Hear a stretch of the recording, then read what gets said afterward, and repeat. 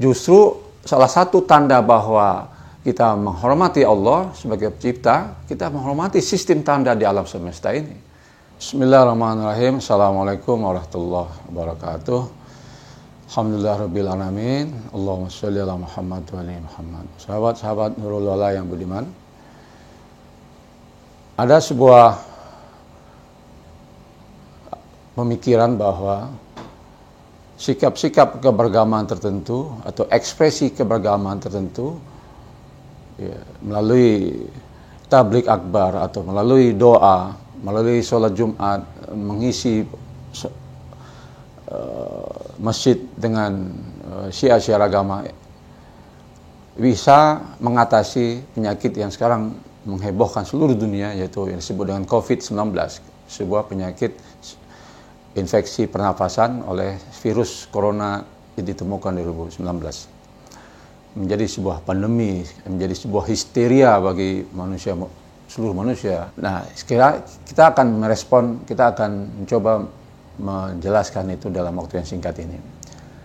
Di dalam Al-Quran telah disebutkan bahwa alam semesta ini sebagai ayat, tanda-tanda. Inna fi khalqis samawati wal ard wa ikhtilafil laili wan nahar ayatul lil albab.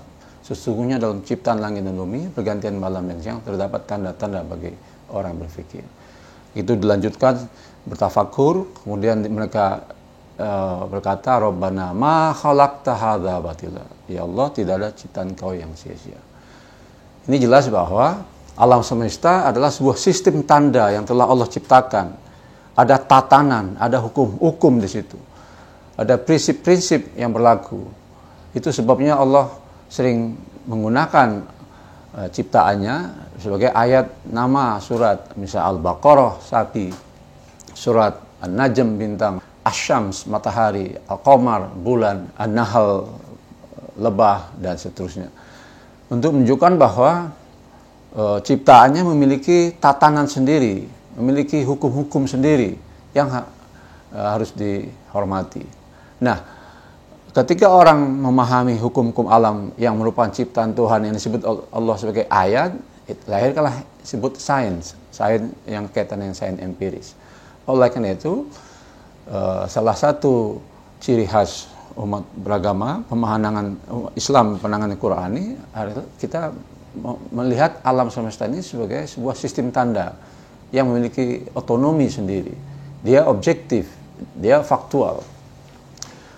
Kemudian penyakit COVID ini juga kita lihat sebagai sebuah peristiwa sosial selain peristiwa alam, karena menjadi sebuah peristiwa media, bagaimana dia meliput luar biasa tentang kisah ini sehingga kadang-kadang kelihatan blow up, membuat banyak orang panik.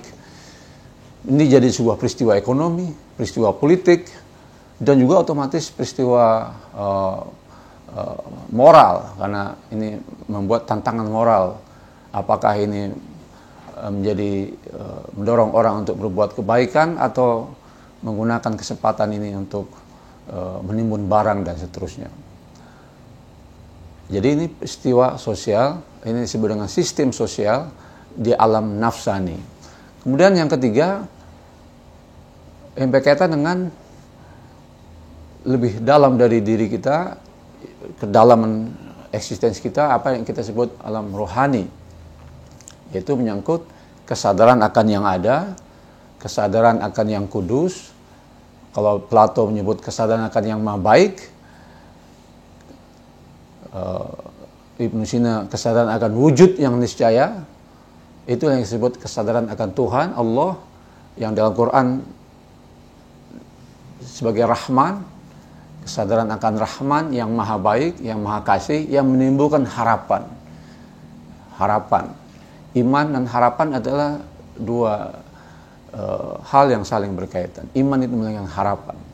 Adanya harapan menunjukkan adanya iman. Iman kepada sesuatu yang akan kehidupan. Nah, ada tiga sistem di sini, yaitu sistem tanda fisik yang bersifat objektif, bersifat faktual, bersifat deterministik, artinya bersifat certainty, pasti, bisa dipelajari, terbuka bagi semua orang. Kemudian sistem tanda moral, sosial. Di sini bersifat intersubjektif. Di situ ada nuansa makna. Di situ kita mulai memaknai, ada motivasi. Dan kemudian ada sistem tanda di alam ruhani. Dan di sini menyangkut dari kesadaran akan yang ilahi, kesadaran akan yang ada, harapan. Itu yang maksud iman, spiritualitas. Saya ingin contoh sederhana. Bagaimana sebuah realitas itu pada yang sama adalah sebuah fakta alami, fakta sosial, dan fakta rohani.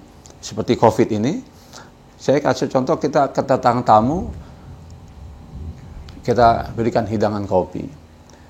Sebagai fakta alami, tentu untuk bisa buat kopi, harus ada air, ada kopinya, ada air panas, didihkan, lalu ditaruh di gelas, cangkir yang tahan panas. Itu secara ilmiah, secara hukum ilmiah, hukum alam, secara fisik. Tapi kemudian juga itu sebuah peristiwa sosial. Karena motivasinya kenapa ada minuman kopi di hidangan tamu kita? Karena ada motivasi untuk menghormati tamu. Ya, motivasi bisa macam-macam. Mungkin ada orang motivasi karena sedang lagi PDKT pada tamunya, pendekatan ekonomi, transaksional, atau semata-mata karena pendekatan moral bahwa dia harus menghormati tamu. Kemudian tentu juga orang melakukan itu karena niat, misalnya hadirnya niat karena mencari ridho Allah. Itu alam rohani. Jadi di sebuah peristiwa tadi adanya hidangan kopi untuk tamu kita adalah sebuah peristiwa alami, peristiwa sosial, dan sekaligus peristiwa rohanian, bersifat maknawi, bersifat subjektif dalam artian sesuatu yang hadir dalam kedalaman kesadaran kita. Nah, apa yang terjadi relasi antara ketiga ini? Ketiga sistem tanda ini bersifat otonom. Maksud saya, apapun motivasinya, entah motivasinya baik, entah motivasinya buruk, hukum alam yang terjadi pada tadi menghidangkan kopi tetap harus dilakukan. Untuk bisa menghidangkan kopi, entah dia motivasi ekonomi, motivasi politik sekalipun, untuk bisa menghidangkan kopi harus ikuti hukum-hukum fisika kopi tadi, kimia kopi. Ya. Demikian pula entah karena mencari ridho Allah atau tidak hadir kehadiran Allah dalam menerima tamu, tetap kopi sebagai sebuah fakta alam tetap ada. Jadi di sini terjadi otonomi masing-masing. Nah, berarti beberapa statement, beberapa anggapan bahwa seakan-akan dengan tablik akbar, dengan sholat jamaah besar-besaran di masjid, meskipun itu jelas-jelas tabrakan dengan proses isolasi, proses social distance sebagai upaya untuk pencegahan penularan COVID-19, itu kita anggap sesuatu yang tidak bisa diterima. Justru salah satu tanda bahwa kita menghormati Allah sebagai pencipta, kita menghormati sistem tanda di alam semesta ini. Karena alam semesta ini juga buatan Tuhan. Dia ada hukum-hukumnya. Ya, ada prinsip-prinsipnya.